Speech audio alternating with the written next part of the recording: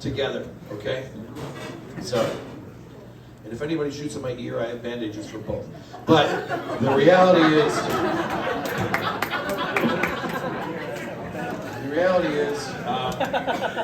I've got a lot of stories, and I'll try to run through some of the funnier ones because Darryl didn't want this to be a depressing thing, and I'm bawling my eyes out.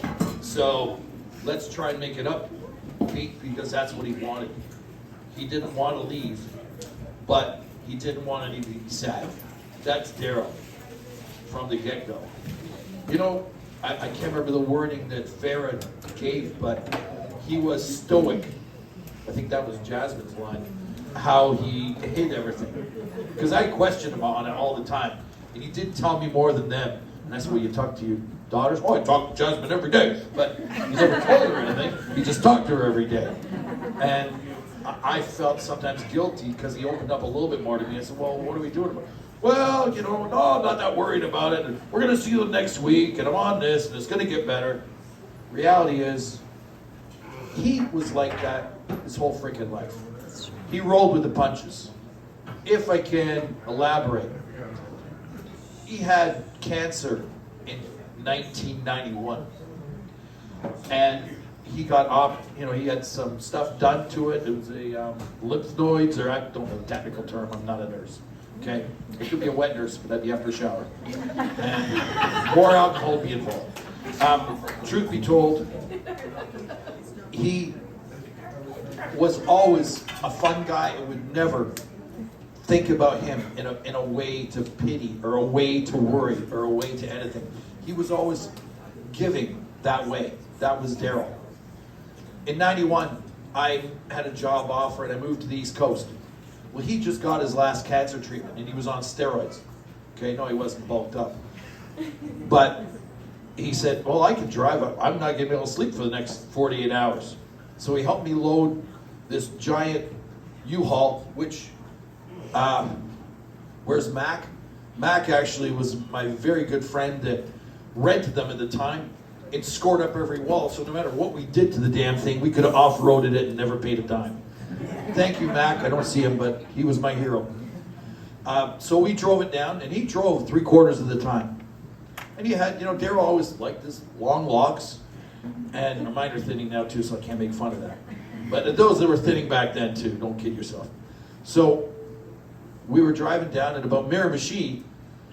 I'd only driven about 3 hours, and he'd driven most of it. And he goes, and it's summertime, it's like end of June, and he goes, Dad, Brett, you want to switch? I said, oh, you getting tired finally? Sure, no sweat, let's switch. He goes, no. The hair's getting thinner on this side. You need to switch sides to even it out. He was that way his whole life.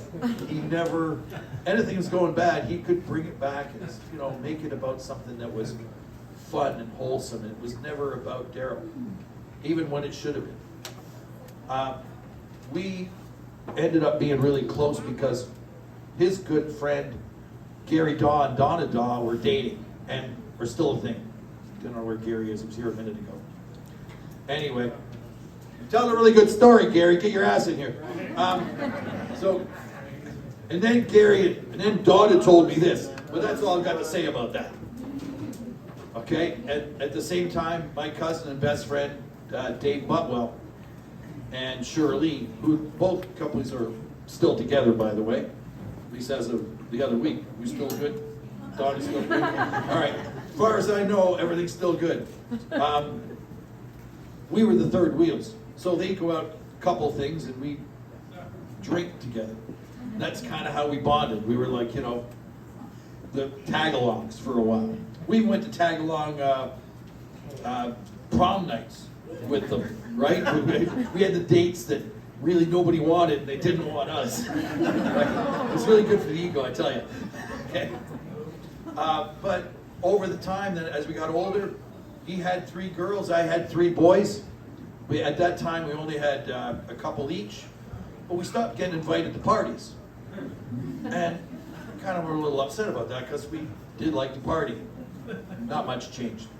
And finally, he had the cottage up at Dorset, and when his folks were around, as we got older into our 20s, they were a little more open to let us use parts of it, as was my folks on Kuchichik. So we started having Married with Children weekends.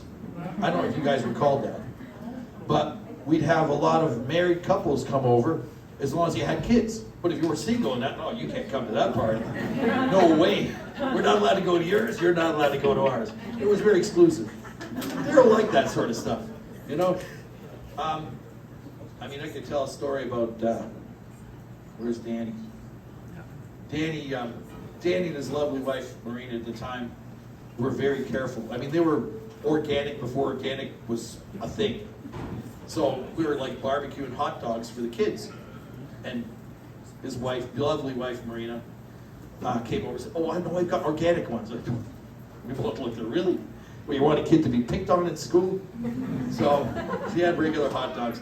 And then beautiful, their oldest daughter, Ruby, comes up to Darryl and I and goes, everyone else is drinking Kool-Aid and juice. And Ruby comes up to me, and Darryl's standing there. He walked away as soon as I got asked the question. Can I have some Kool-Aid?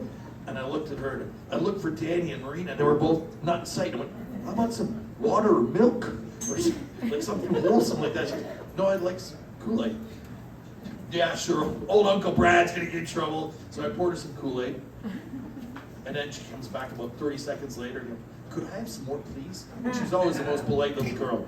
I said, yeah, sure, gonna go to hell, gonna go to hell big time. And of course, Marina comes up 30 seconds later, oh, Ruby, what are you doing? What are you drinking? And the next day, you'd think it'd be okay. Marina and Danny wouldn't talk to me for days because they'd never given Ruby any sugar products. So they're sleeping in the van. Danny comes up to me. You realize what happened last night? I said, no. And you know what? I've got 3 boys. They've got girls. So I'm having a great time with this, you know, conjuring what's happening down decades in the road. And he goes, Ruby couldn't sleep. She was bouncing on the front seat, biting the steering wheel in the van. And Marina, who's a lovely lady, looking at me very wholesomely and angry, I said, oh, well, I remember telling my son Cal not to worry about getting alcohol, just take her to Dairy Queen before they go to the drive-in. Life will be good. I'd never seen a Swiss woman try to kill anybody with a stick before. But I love me, I may be a little fat, but I'm pretty quick on my feet. I go back to Darryl. Darryl and I had so many great experiences. I loved music. My 2 oldest sons were in bands. He still is. He's touring somewhere in freaking Europe right now when he's not playing DevOps guy. But they both loved Darryl because Darryl was their music connection, where their father, I could sing okay. You know, I used to go up and help Darryl back up. I'd call myself Darryl and Garfunkel. But I never had the guitar or the musical thing to play that. But Darryl made me feel like I did because I knew a lot of songs. Not the repertoire 1,500 he had. But we could go out and have some fun. And it was always a door opener because whenever Darryl had a guitar in his hand, unless you were a psychopath, the doors were open. People loved him. He was as popular as a puppy. Which brings me to dogs. We loved women. Women didn't understand us, and after a while they tended to hate us. But we had a lot of that in common too. Okay? But we both loved dogs. When I sold my garage, I had 2 big dogs, and I couldn't keep both of them. So he got Smokey. And Smokey was just a great, big, lovable lump. And Darryl and the daughters, he was just a great dog. He was a fun dog. And then, before Sonny came around, about 2007, I had a birthday party at my place. I had a nice house, Brantford. Anyway, my ex at the time, her friend was also having a birthday party, so it made it sound like it was my birthday party. But the other girl had a birthday party too there, which was a plus because we had a whole bunch of girls show up. So Darryl was in his heaven, right? He showed up with his Harley, I had my Ducati, and we had a lot of fun. But my ex drank too much. He threw up all over my bedroom. Her mom stayed in another room. So the rooms I all had set up for my friend Tony and my friend Darryl and myself were not capable. So one of us had the couch, one of us had the chaise lounge chair, and the other one had the love seat. It was July, end of July, and a hot, clear night. So 4 o'clock in the morning, the sun is in your eyes. And your dad always complained about his back. So he went into my office and laid on his back. At the same time, I had a dog called Diesel. He was about a year old at this time, 147-pound King Shepherd, who was a great dog, but wanted to lick you, wanted to stay awake, wanted to nibble at your stuff. So we all kind of had a blanket trying to cover our face and toes. And Darryl, when he goes to lie on this hardwood floor, it's about 4:30 in the morning, and he starts laughing like a hyena. What's so funny? He goes, I woke up and your dog has got his mouth around my neck, just checking it out to see if it's going to fit okay. After that, the next dog we got was Sonny. Darryl, when he was feeling better, he was starting to walk really good. And as his best friend, I said, wow, look at you. You know, pace Ozzy Osbourne now. You're really getting along there pretty good. I like the little shuffle. And he goes, yeah, I think I'd like one of the dogs. He came down, and so I picked Sonny for him. I had a fight with my ex about that, but it was great. Sonny was good. And Sonny had a great time up there. And yeah, you do. And they connected in such a way. And he's such a lovely dog. And I'm not into that mystic crystal crap. I'm not into a lot of that stuff on either side of the spectrum. Okay? Darryl and I are a lot that way too. He told me though that he really didn't think he was done. I think he was, not only when we were both at the hospital that night, he didn't want to know. When Farrah called me and said, you know, the doctors on the side told me it's 24 to 48 hours. And I said, I'm on my way. I was going to come up the next day. And I talked to Ken and Gary and a couple other people that, oh yeah, he's going to hospice tomorrow. I'll let you know what's going on. So we spent the night together. And probably one of my most unflattering pictures, and probably the last one your dad was in, Farrah took, where I was catching flies on a couch, and he was catching flies on the bed right next to me. Not a promising look. But when I got Sonny back, all the experts, because my ex used to show and breed golden retrievers, we took him to get cleaned up. They went, wow, he's a really good looking dog. I said that 6 months ago, or 8 months ago. So we went and got him cleaned up.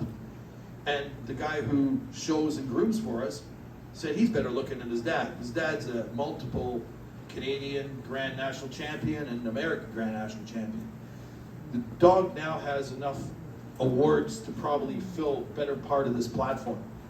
It's probably too much for me to handle. So we've actually got people, this guy Bob in Michigan and this really nice lady Sue Gamble I know, who are probably going to take him on. That he has 10 acres and his girlfriend Maisie lives there too, so he's not too bad off. In the meantime, he's suffering with a saltwater pool and he goes for walks with me a lot, so it's kind of rough. But the bottom line is he's probably going to move to Michigan and have a real good shot at being a large show dog. He's already number 3 for golden retrievers in Canada right now. So he's only 14 months old. The last time he was in Toledo, about a month ago, he competed and beat about 149 out of 150 dogs. And he was competing, most of them were adult, ex-champions, specials, that he kicked their ass. He's got good looks, but when I noticed, every time he was in a show and came out, a whole bunch of very pretty girls were fawning over him. I promise you, I seen him look up in my eyes. I think Darryl's part dog. I got other stories, but I think that's probably enough for tonight. Thank you so much.